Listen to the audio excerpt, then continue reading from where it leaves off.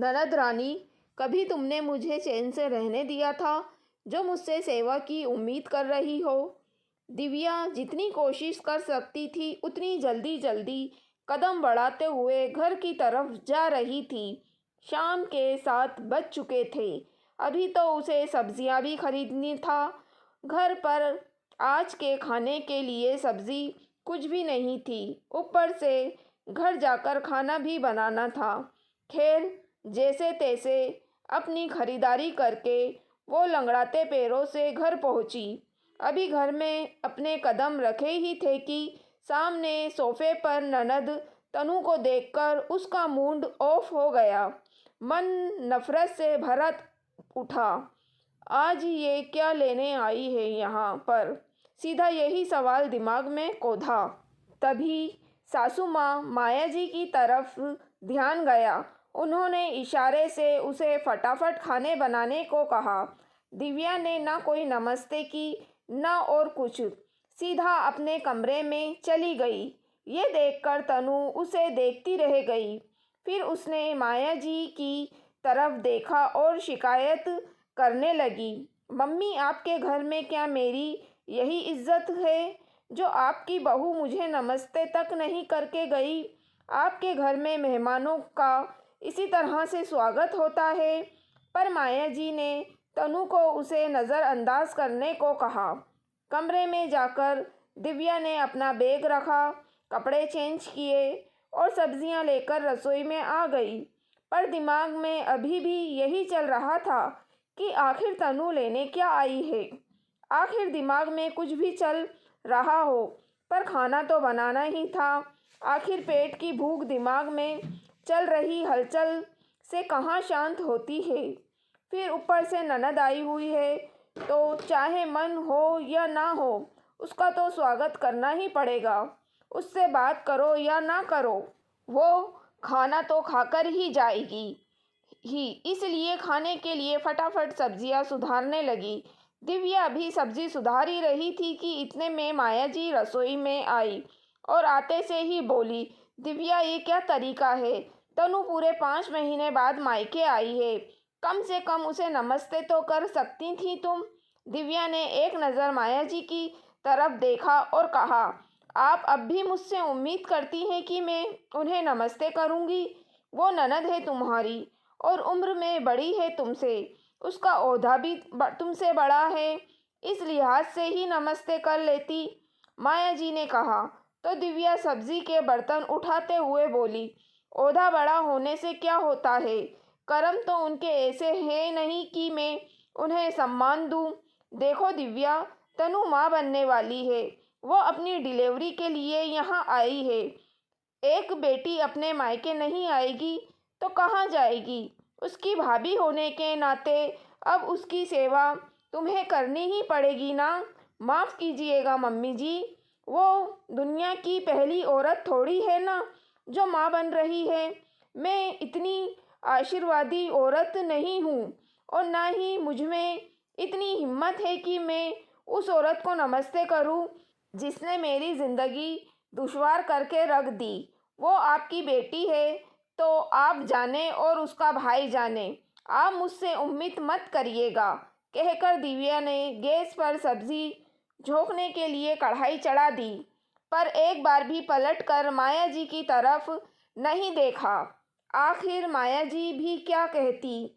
उनकी बेटी के कर्म भी ऐसे ही रहे थे, इसलिए पलटकर वापस हाल में आकर तनु के पास बैठ गई। इधर खाना बनाती हुई दिव्या हाथ खाना बनाते समय तेजी से चला रहे थे, पर दिमाग में पिछली यादें घूम रही थी, जिसे याद करके तनु के लिए उसकी नफरत बढ़ती जा रही थी। दिव्या और आशीष की नई नई शादी हुई थी। उसका ससुराल छोटा सा परिवार था। घर में सास माया जी और ननद तनु ही थी। आशीष और तनु जुड़वा भाई बहन थे, इसलिए तनु दिव्या से उम्र में बड़ी थी। इसके लिए माया जी लड़का देख ही रही थी, पर पहले आशीष के लिए उन्हें दिव्या पसंद आ गई, इसलिए उन्होंने आशीष की शादी पहले कर दी। माया जी तनु पर कभी रोक टोक नहीं करती थी, इस कारण वो थोड़ी ज़िद्दी स्वभाव की थी। ये बात उसे उसी दिन पता चल गई थी जब वो दुल्हन बनकर उस घर में आई थी। बक्सा खुलवाई की रस्म चल रही थी। आखिर ननद को ही बक्सा खोलना था तो तनु को ही बुलाया गया। बक्सा खुलवाई की रस्म में तनु को उसकी पसंद की एक साड़ी लेने के लिए माया जी ने कहा, पर ये क्या, तनु ने तो एक साथ 3 साड़ी निकाल ली। दिव्या तो उसकी शक्ल ही देखती रह गई। जब दूसरे रिश्तेदार महिलाओं ने कहा, तनु तुम्हें एक साड़ी ही निकालना चाहिए थी बेटा, ये तो तुम्हारी भाभी की साड़ियाँ हैं, उसके मम्मी पापा ने उसे कितने प्यार से दी होगी।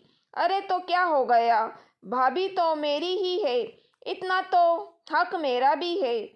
तभी तनु की मामी बोली, बेटा हक तो एक साड़ी का ही था, तुमने तो 2 और ज़बरदस्ती उठा ली, तो मुझे पसंद आई तो मैंने ले ली, और मुझे अगर ये साड़ियाँ नहीं मिली तो मैं भाभी को भी इन्हें पहनने नहीं दूंगी।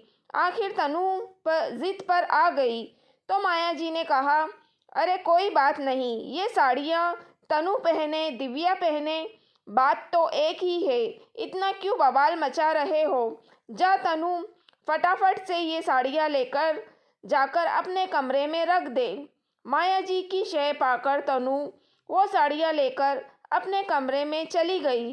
दिव्या सिर्फ उसे जाते देखती ही रह गई। तनु हर जगह अपनी मनमानी ही करती। दिव्या के लिए वो आगे से आगे हर काम तैयार रखती। मजाल की दिव्या फ्री होकर आशीष के साथ कहीं घूमने तो चली जाए। एक बार आशीष के स्टाफ में किसी की मैरिज एनिवर्सरी थी। आशीष ने दिव्या को पहले से ही कह दिया था कि तुम तैयार रहना, लेकिन जिस दिन जाना था उस दिन तनु ने जानबूझकर पूरी रसोई को फैला दिया। तनु सिर्फ काम फैलाती थी, कभी घर का काम उसने समेटा नहीं था, तो आखिरकार दिव्या को ही काम पर लगना पड़ा। जब आशीष घर आया तो दिव्या को तैयार न देखकर वो बोला, दिव्या तुम अभी तक तैयार नहीं हुई, मैंने 3 दिन पहले ही कह दिया था कि मेरे स्टाफ में पार्टी है, वहाँ जाना है यार, तुम में जरा सी भी समझ नहीं है।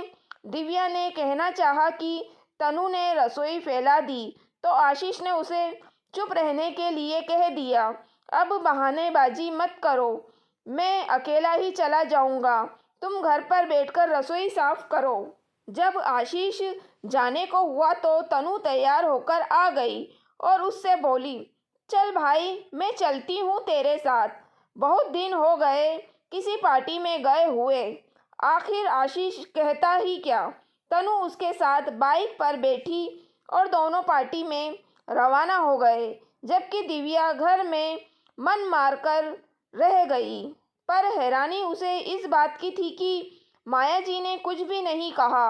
उनकी तरफ से उनका घर का काम हो रहा था। अक्सर तनु की यही हरकतें आशीष और दिव्या में झगड़े का कारण बनने लगी थी। पर न जाने तनु सुधरी और न ही माया जी ने उसे कभी सुधरने के लिए कहा। कुछ दिनों बाद पता चला कि दिव्या माँ बनने वाली है। उसके और आशीष के लिए ये बड़ी खुशी के पल थे। खुशी की बात तो माया जी और तनु के लिए भी थी, लेकिन घरों के कामों में दिव्या को फिर कोई मदद नहीं थी। उस दिन दिव्या को चेकअप के लिए अस्पताल जाना था। सुबह से उसकी तबीयत ठीक नहीं थी। आशीष भी तैयार हो चुका था।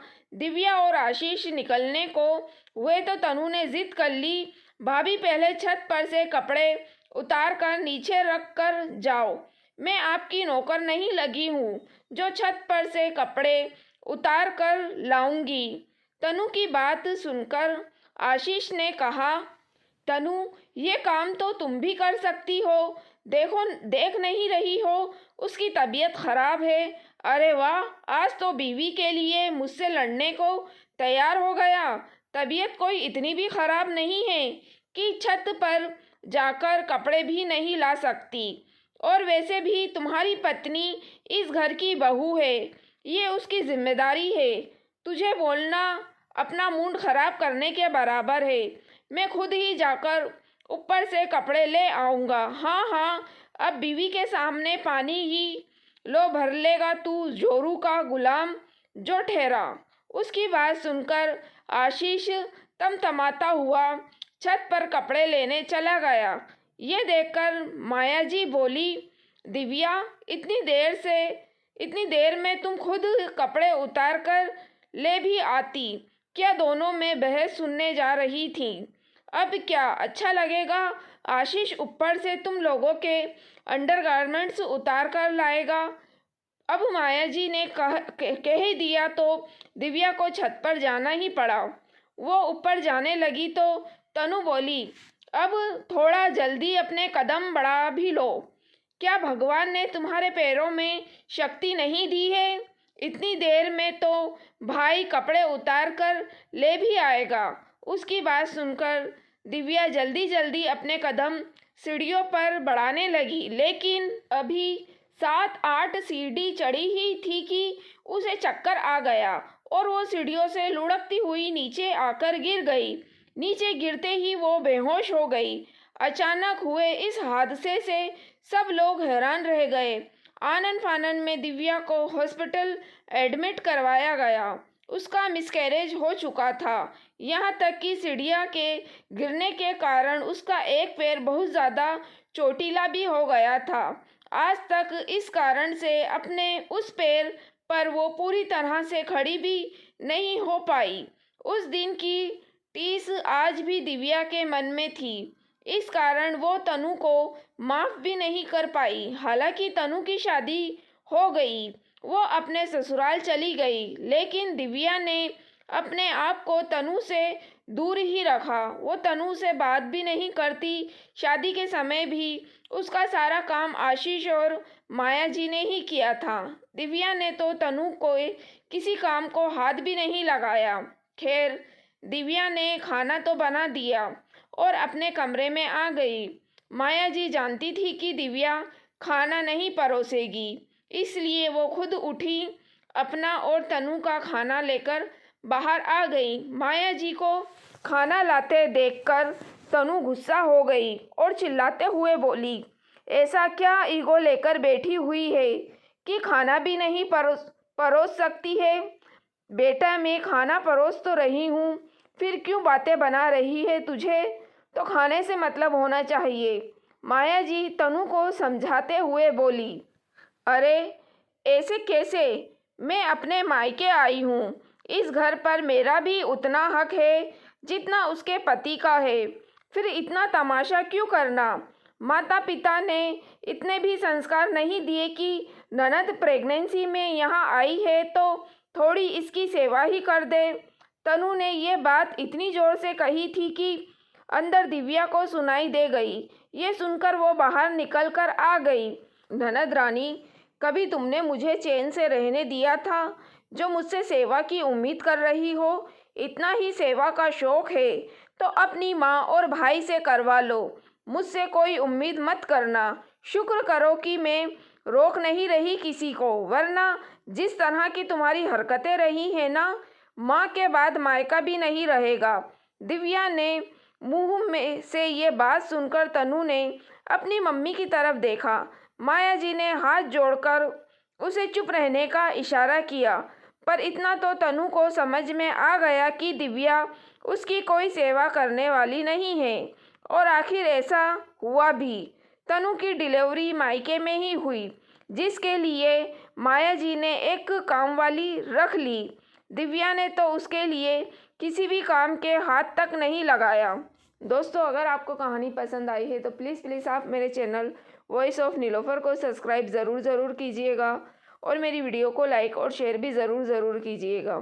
Thank you for watching.